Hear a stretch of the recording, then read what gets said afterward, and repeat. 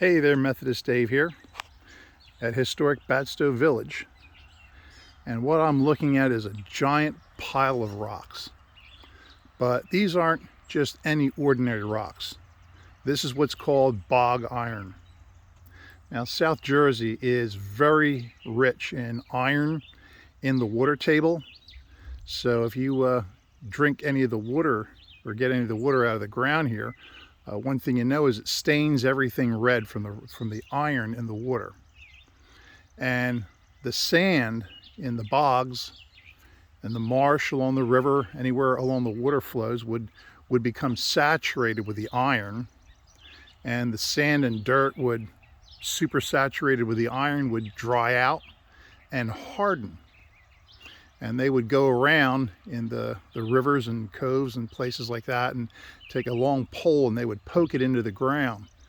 And they would feel for rocks in the marsh and they could dig this out. Now, this is a self-renewing iron source that there's just so much iron in the water that it would deposit.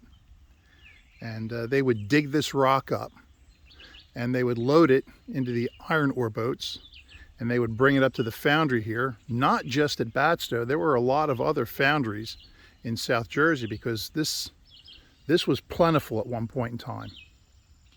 And during the Revolutionary War, they would take this rock and throw it into the furnace, heat it up, and the iron would weep out of the rock. And then they would take that iron and they would melt it down and make cast iron out of it. And especially here at Batsto, one of the things that they made a lot of was cannonballs for George Washington's army.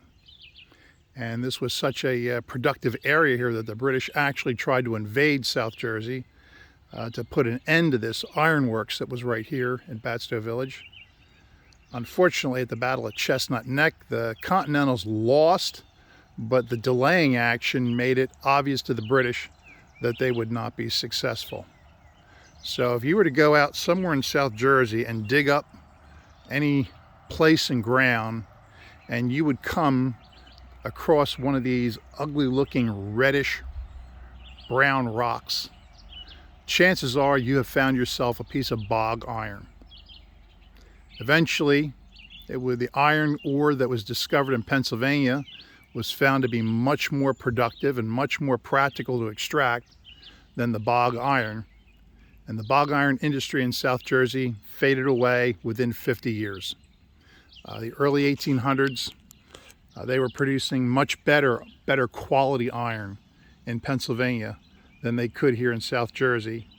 And most of the places switched to glass, which South Jersey has lots and lots of sand. And you need sand to make glass. So thanks for joining me on this quick little video here, and see what else I have for you from here at historic Batsto Village.